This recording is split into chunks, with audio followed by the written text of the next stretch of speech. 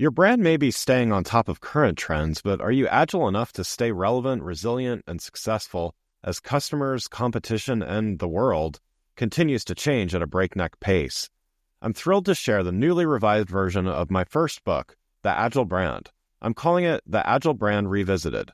It's been updated to reflect our continually changing world, and it provides 7 principles that form the backbone of an agile brand, offering detailed insights and actionable steps for incorporating them into your business strategy. This is the book that started it all, and I'm excited to share it with you. It's now available in print and digital formats and available everywhere. Learn more by going to the Agile Brand Guide website at www.agilebrandguide.com. Welcome to Season 5 of The Agile Brand with Greg Kihlstrom, where we talk with enterprise and technology platform leaders about the people, processes, and platforms that make marketing and customer experience successful, scalable, and sustainable. This is what creates an agile brand. I'm your host, Greg Kihlstrom, advisor and consultant for Fortune 1000 marketing and CX leaders and teams as principal and chief strategist at GK5A, and best-selling author, keynote speaker, entrepreneur, and agile certified coach. The Agile Brand podcast is brought to you by TEKsystems, an industry leader in full-stack technology services, talent services, and real-world application. For more information, go to teksystems.com. To sign up for the Agile Brand newsletter and get the latest insights and articles on marketing technology and CX, or to purchase a copy of my latest book, House of the Customer, go to gregkihlstrom.com. You can also find all my books on Amazon and other retailers. And now on to the show. Today we're going to talk about how brands can use conversational marketing to improve their customer experience as well as their overall customer lifetime value. To help me discuss this topic, I'd like to welcome Justin Keller, Vice President of Revenue Marketing at Drift, a conversational marketing platform that works with over 5,000 customers across industries. Justin, welcome to the show. Thank you so much for having me. I'm really excited to be here. Yeah, looking forward to talking about this with you. Why don't we get started by you giving a little background on yourself, as also just a little bit about what Drift does and what types of customers you work with. Sure. So, I'm Justin Keller. I'm at Drift. I've been doing tech marketing for about 20 years, all over the place. From comms to brand, but I spent a lot, most of my time in kind of demand gen marketing. And so before joining Drift, I was a Drift customer twice in that capacity, just because Drift is an amazing tool for, ultimately building pipeline, but I think moreover, creating really good customer and digital experiences. So Drift is, known as being the innovators of, the conversational marketing space. So if you don't know what that means, think live or, bot assisted chat that lives on your website. And that is, still true, but I think it's evolved to be something much bigger at this point. And I think of Drift as being like this engagement layer on your website. Today's websites are, can be frustratingly static, they're impersonal, they're unengaging. And Drift solves this by greeting visitors with context, allowing visitors to ask questions and get immediate answers, and, really brings your website to life. So we work with, like you said, thousands of companies, both big and small. And it's been really interesting to watch our customer base evolve, because we're seeing a lot of, laggard, older industry companies that are now getting wise to the digital transformation that everyone's going through. And it's really great to see just the world evolving their customer experience and creating a better way to engage. Wonderful, wonderful. So first, you did a little intro on what conversational marketing is when you were introducing yourself, but wanted to dive in a little bit deeper just so everybody's really on the same page here. And maybe if you could distinguish conversational marketing from, sales, customer service, like what exactly do we mean by conversational marketing from a customer perspective? That's a good question. And I don't know if I would exactly distinguish them, right? I think they're all like different flavors of the same thing, right? So between marketing, sales, CS, they all have different goals, but at the end of the day, all three of those functions want to create a really remarkable customer experience. So maybe let's put it like this. Think of your website like a store. And if you don't have a conversational marketing strategy, your website visitors are basically coming into a store that doesn't have any employees in it, right? So there's no one to greet them. There's no one to help them find something. There's no opportunity to recommend something, whether it's a content piece or a product. There's no chance to upsell. And so being able to have a conversational, marketing strategy or a chat function on your website creates an ability for your brand to interact with their most important audiences, to meet them where they are and assist them on their journey and help them, get answers when they want them, how they want them. Yeah, yeah, that's great. And so you mentioned there's some companies out there, the laggards that are kind of may have been traditionally slow to adopt some of these things, but how are some of these companies, and maybe even some of the more forward thinking ones that have been doing this for a while, how are they using conversational marketing tools to achieve, whether it's marketing, sales results, or, to your point, really just overall improving the customer experience? The thing they have in common is they want better engagement. Like, full stop, right? Yeah. That's I think the magic of a conversational strategy is it is by nature built to drive engagement. And this may sound like a sales pitch, but it's practically a given that if you put a well-built emphasis on well-built conversational experience on your website, you'll engage more people.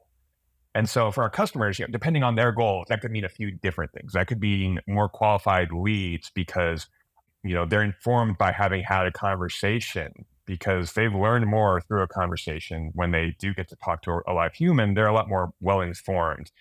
It could mean more meetings because people are able to, book a meeting straight from the chatbot. It could mean, better customer service because you're able to deflect, support questions that would, potentially get caught up in a forum, go through your marketing team, have to get passed along to the service team, et cetera. Ultimately, in the end of the day, it is just about engagement and, bringing visitors closer to your brand. Yeah, yeah. And so there's conversational marketing. That umbrella kind of contains a few different things. There's chatbots that, at least by my definition, are a lot more automated, or a lot more. They're relegated to a multiple choice and stuff like that. So a little more simpler in their execution. There's more conversational AI that approximates chatting with a human and things like that. And then there's live chat, which is actually staffed by people, and sure, there's surely other variations as well. How do you recommend that a customer looks at, when's the right time to use one over the other? I know that's kind of a big question. There's probably a lot of nuance, but what are any general rules of thumb? I think it's very much an ad hoc thing, but I think there are a few rules of thumb. Chatbots, I think, are a natural starting place. And so if you think about a chatbot, think of it as basically, a decision tree or branching logic, Yeah. right? So first of all, you want it to be contextual to the page. If you have one bot that runs the same playbook, let's call it, on every single page, it'll work fine, but it's not really creating a differentiated experience. So Sure. you can program a really, really intelligent experience, but I think it's important to remember that it needs to be contextual and relevant to the person that's visiting. Yeah. And that's great. It's simple and it works. And this should not be confused with like the chat experiences we've all had with like the airline or something like that, where it's kind of a different use case. This is a lot more purposeful for B2B companies. So you're able to deliver a much more delightful experience on that. Now, you mentioned conversational AI.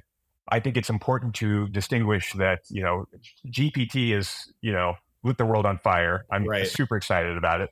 But that's not the same thing. A lot of people say that's conversational AI, and it's true, but it is different from what Drift thinks of as conversational AI. And so this is, Drift has an AI model that we've been working on for, probably 4 years, maybe even longer. And that is basically a large language model that needs to be trained off a huge volume of conversations. And the advantage of this is that it allows you to scale that conversational experience wildly, give way more relevant answers based on the conversations that are happening from a visitor, making it feel a lot more like you're talking to a human. But I think the caveat here is that it is, because it's a large language model, you need to have a lot of data, a lot of conversations, which necessitates lot of website traffic. But the amazing thing about it is once it's up and built, you're able to create better, more informed conversations. You can deflect, users that are coming in for support and get them exactly the answer they need, and that saves a huge amount of money to companies who have rely on pure human intelligence for support. And it's a really incredible thing that a lot of our customers are getting very excited about, especially because we are building a lot of GPT into our conversational AI strategy. So GPT is not only helping to provide better answers, but it's also helping to train the models. So GPT has put a lot of wind in the sails behind what we think of as conversational AI. And then the last thing you asked about, and I think this is kind of the purest and best experience, is that live chat. Yeah. Having the ability to have a visitor come in, get them greeted by a human that can give them relevant answers, that knows the company, that knows the brand, and can create a much better experience is awesome. It's even better if you're sophisticated enough to be able to build in intelligent routing rules. So if it's a prospect that comes in, you recognize their account, they're able to be routed to the rep that is responsible for that account. So you're able to even build relationships, human relationships through the chat. Yeah, that's great. Yeah, and thanks for making that distinction between GPT and conversational AI. I think that's with so many people talking about it. It's I think it's really important to understand the relationship, but also the difference. Before we continue, let's take a quick break. If you're like many marketing leaders today, you're inundated with a need to improve the customer experience across an increasing number of channels and touch points, all while ensuring your team is performing well, innovating, and continuously improving. So how do you find the time to determine what's next for you, your team, your brand, and your customers? My company, GK5A, can help. Whether it is advisory services, evaluation of marketing technology platforms and solutions, or digital agencies and implementation partners, or assistance with creating strategic roadmaps and prioritization of efforts, we've done it all and served as an ally to Fortune 1000 brands in industries like financial services, healthcare, consumer electronics, professional services, and more. You can learn more about these services and contact us at www.gk5a. That's www.gk5a.com. Now let's get back to the show. So we're going to talk about the business ROI in a second here, but first, I wanted to talk a little bit more from the customer standpoint. And so, you've given several examples already of how conversational marketing can improve the customer experience. I guess, my question here would be, how should brands look at measuring from the customer perspective? It's like, what should they be looking for? There's some obvious things on the surface that seem like improvements, but how do you recommend that your customers measure their customers interactions and ROI there? So from the customer perspective, let's zoom out and talk about the trends in buying behaviors. At this point, I think the stat, I'm going to get this a little bit wrong. I know it's north of this though. 65% of the buying experience is done digitally before anyone ever talks to a real human, right? So more and more buyers are informing themselves, educating themselves on what they need and can you solve it before you even get a chance to explain yourselves. And so I think being able to provide a more and better way for them to educate themselves is something that a conversation strategy can really help with. I also think that more than ever, customers are impatient. I think this is partially driven by COVID and how, at home and digital first we are now. Yeah. And that speed to response is critical. If you got a form and someone fills it out and your marketing automation system, does its thing, it's routed to a person reads it, writes an email back, that could take hours, even days. And by then, you've lost this person's interest, and they've been looking at other competitors that are able to give them their answers faster. So one thing that we look at, this is internally at Drift, our SLA basically our speed response is a board level metric. That's something we report on every quarter because it's so important to be able to respond immediately and earn that business. Yeah, yeah, that's great. And so following on to that, then, from a business, KPI ROI standpoint, I read on the Drift website, your customers receive a 670% ROI. So that's, pretty compelling numbers there from using your product and from using conversational marketing. How do you recommend that businesses look at measuring that ROI? What goes into that figure, and what KPIs or other methods should businesses use to measure their success? Yeah. 670% is the kind of number you look at and don't believe, right? It's one of those Right, things where it's right. like almost too big. And it's true though.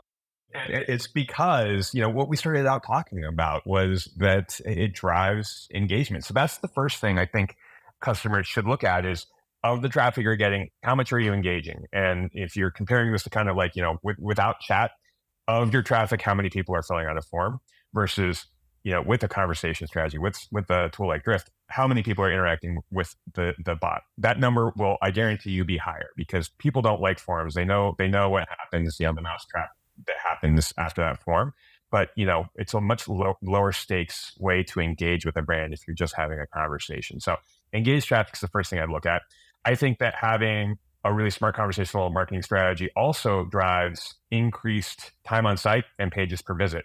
So because you've got a chatbot that's able to be contextual to the visitor, recommend things to them, you're able to pull them deeper into your website than they might have been able to navigate through just, like clicking around.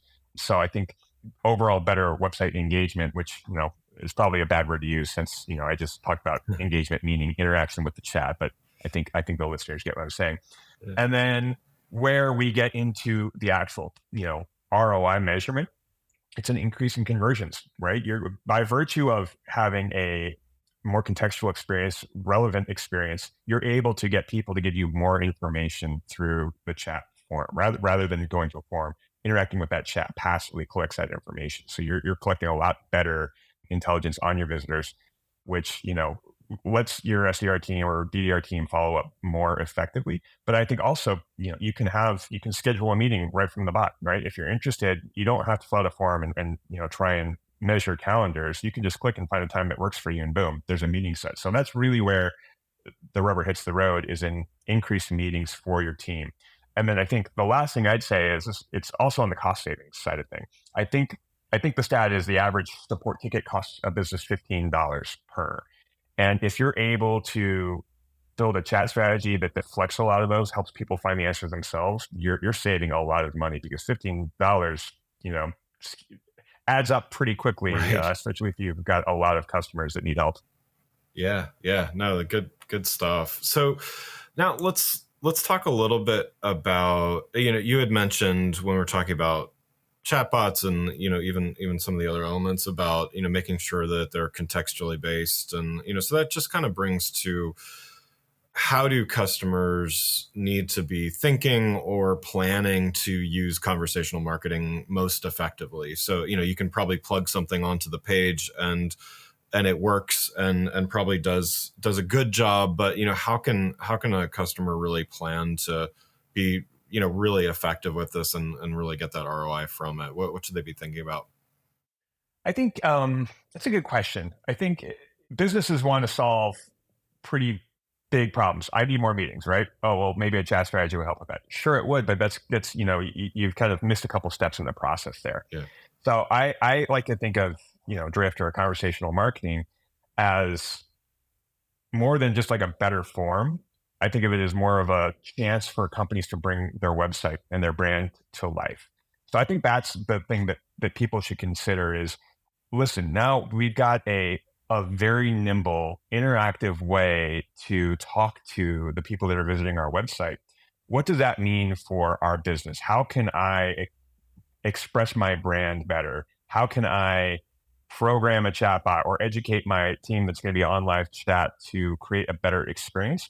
And I think if that's where you really focus on is, making this an extension of your brand and your brand voice, the pipeline will follow. You're just creating a more engaging and rich experience for a visitor. And by virtue of that, people are going to have more brand affinity. They're going to understand what your business can do better, and that's going to create better future customers for you. Yeah, yeah. No, that's great. Do you mind sharing an example? We've talked about quite a bit here, and some of it hypothetical. Do you mind sharing an example of how a client used conversational marketing to get some great success? Yeah, I can. I mean, we got so many. If you go to drift.com and hey, just chat, ask for some case studies. We'll hook you up. There's a plenty there. One I love though is, we're talking about ROI, the company SAP Concur, who, does kind of, really helps business travel. They have gotten a huge payback from their investment in Drift. So what they've done is they've gone to their highest value pages on their website. So think like the contact us page or the demo page or the free trial page, right? Like those are like the money pages for any marketer, any digital marketer.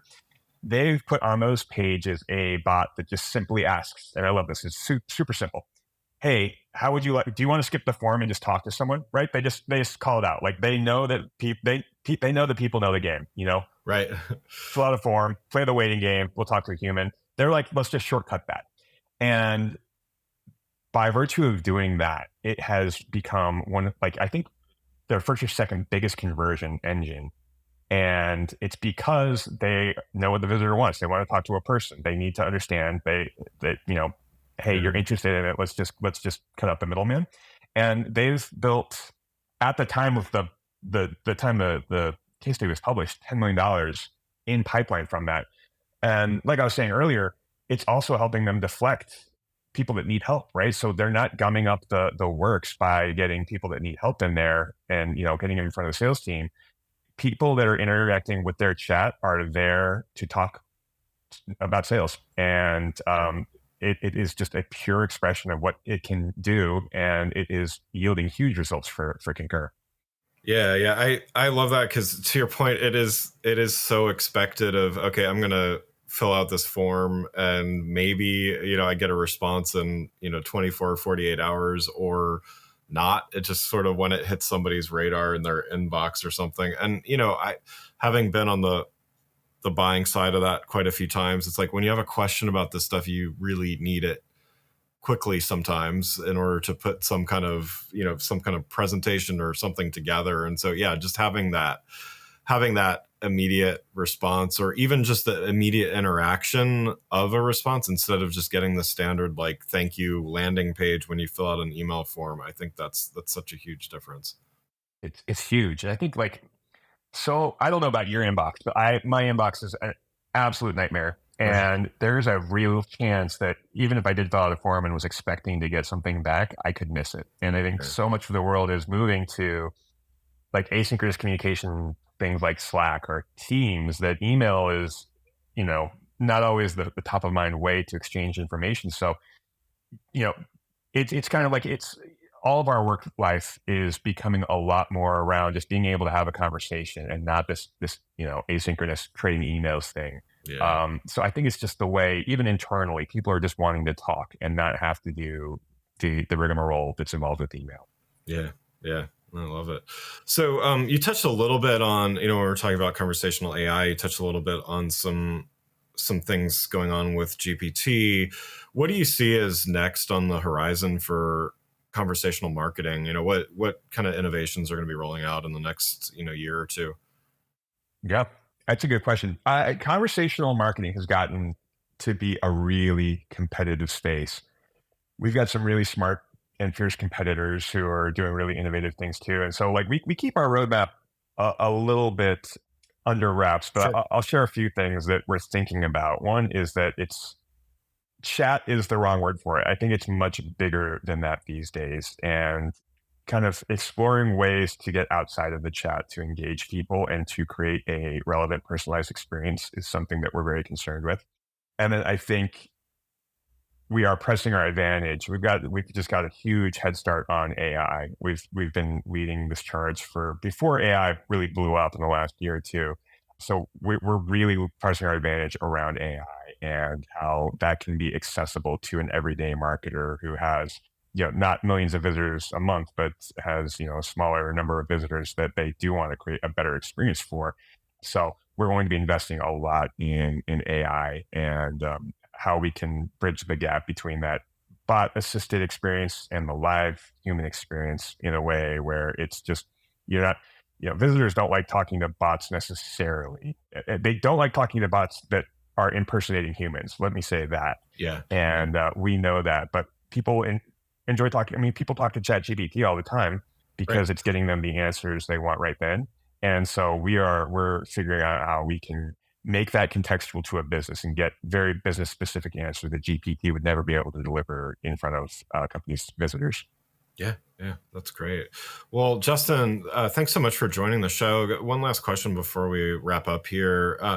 For those organizations, maybe they haven't quite made the leap to conversational marketing, but they're thinking about doing it. Where should they start? What would your recommendation be for them? Yeah, I think I touched on this a little bit, right? If you're listening to this and you're considering a conversational marketing strategy, it's probably because you want to build more pipeline. And the way to do that is by creating a better digital experience. But I think it's important that you don't conflate the two. Being thoughtful about using chat to create an experience that helps visitors find value is what you need to build for. You don't want to build a bot that just screams, get a demo or die, right? Like it's Right. not about just trying to, get in someone's face and say, give me your information. No, start with the better experience in mind and the pipeline will follow. Yeah. Oh, that's great advice. Well, again, I'd like to thank Justin Keller, Vice President of Revenue Marketing at Drift, for joining the show. You can learn more about Justin and Drift by following the links in the show notes.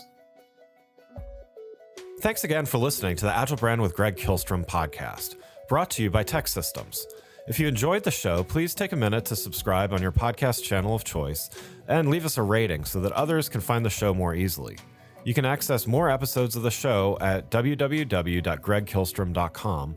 That's GregKihlstrom.com.